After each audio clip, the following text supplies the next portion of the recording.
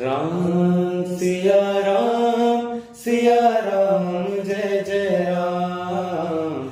Ram Siya Ram Jai Jai Ram.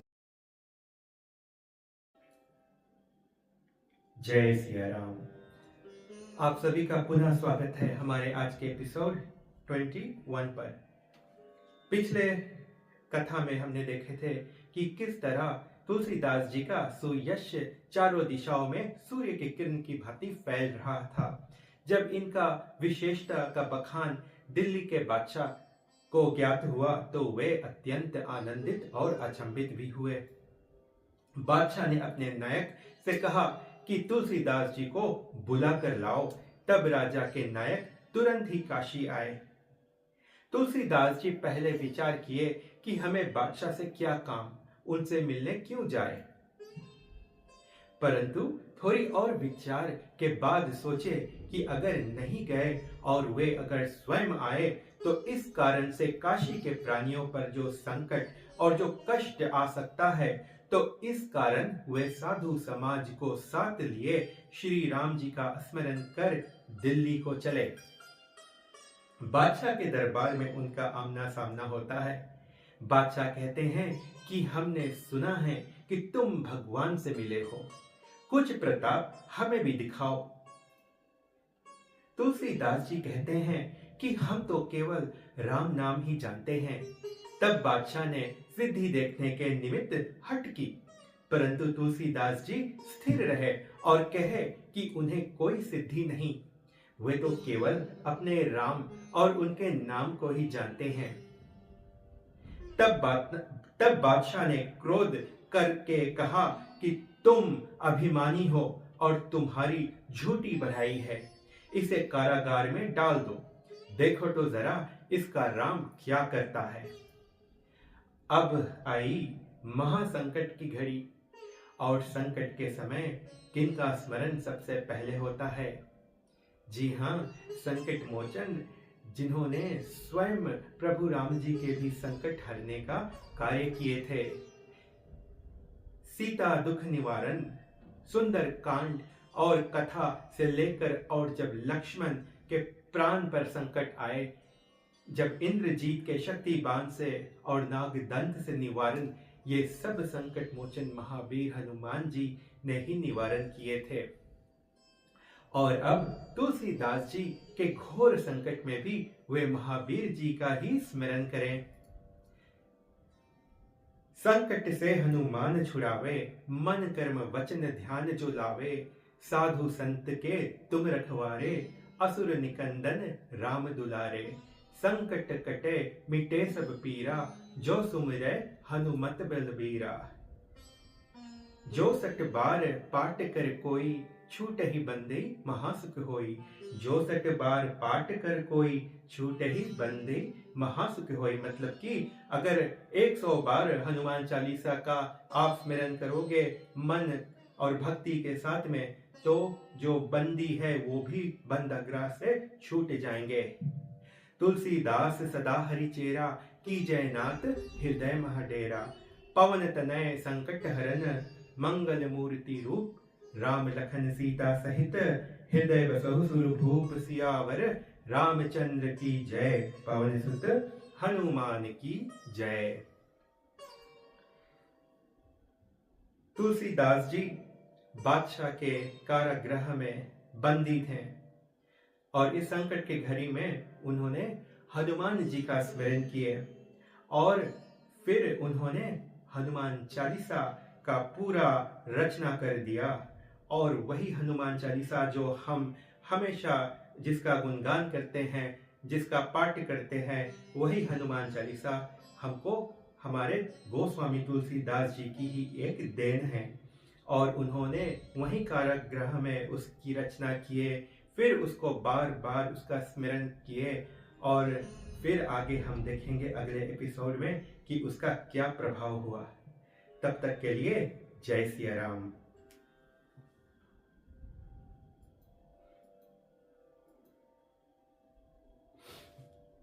Jai Siya Ram. So day by day, Tulsidas Ji's popularity was growing. like the sunrise at dawn. Soon the news spread to the Badshah, as in the king of Delhi.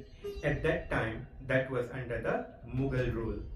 Badshah, as in the king, got very astonished and interested to know more about Tulsidas Ji. He orders his important minister to go to Kashi and bring Tulsidas Ji before him. Initially, Tulsidas Ji decides that he doesn't need to go before any Badshah. As for him, there's nothing more significant than his Ramji. So why does he need to go before any Badshah? However, after a bit more thought to the whole scenario, he decides to go, as otherwise the Badshah will end up coming to Kashi in an agitated state, and that will mean more trouble to Kashi and the people living in Kashi. So he finally decides to go. With him, he takes a delegation of sadhu and his disciples, and chanting the name of Sri Ram, he finally arrives in Delhi before the Badshah. Badshah says to him that I have heard you have met the Lord. So now you show me some of your powers and magic. Let's see what you can do. Tulsidas Ji says he has no powers or magic. All he knows and does is just chant the name of his beloved Sri Ram. Badshah tries a few more times to get Tulsidas Ji to show him some powers and the effects of attaining the darshan of his Lord. But Tulsidas Ji gives the same reply. Badshah gets a bit agitated and instructs his army to put Tulsidas Ji behind bars and says, let's see what his Lord Ram does for him. Now, it's a major time of crisis for Tulsidas Ji, and in times of crisis, the devotees remember the one who frees one from crisis and major obstacles. Yes, the same obstacle and crisis remover who also relieved the crisis of his Lord Sri Ram on various occasions. And it is no other than Lord Mahavir Hanumanji, the one who relieved the utter sorrow of Mata Sita, as in the Sundarkand chapter of Ramayana, which we will cover in some time to come. Lord Mahavir also relieved the great crisis when Lakshman was at the verge of dying from Indrajit's Shaktiban and the Nagdanta. All of these will be covered at a later time. Likewise, Tulsidas Ji also remembers Lord Hanuman in the crisis and chants his glory. Sankat kate mite sab pira jo sumire Hanumat balbira. All troubles and pain shall cease for the one who remembers Lord Hanuman.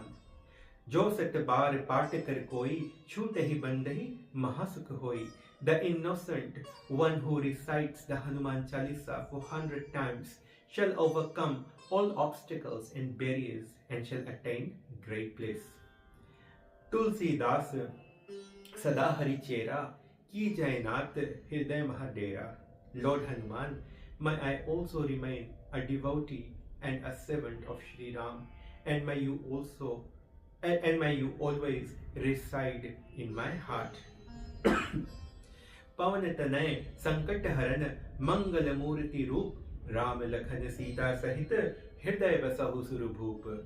Lord Hanuman, you are the son of the god of wind, along with Lord Ram, Mata Sita and Lakshman. Please dwell in my heart always.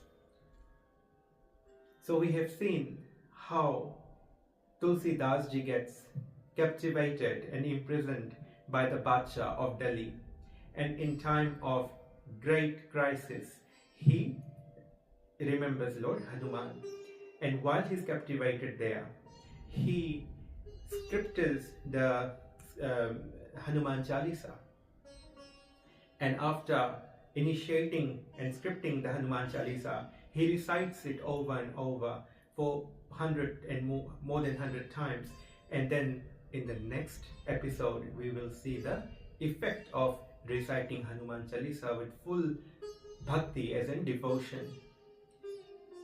Until then, Jai Siya Ram.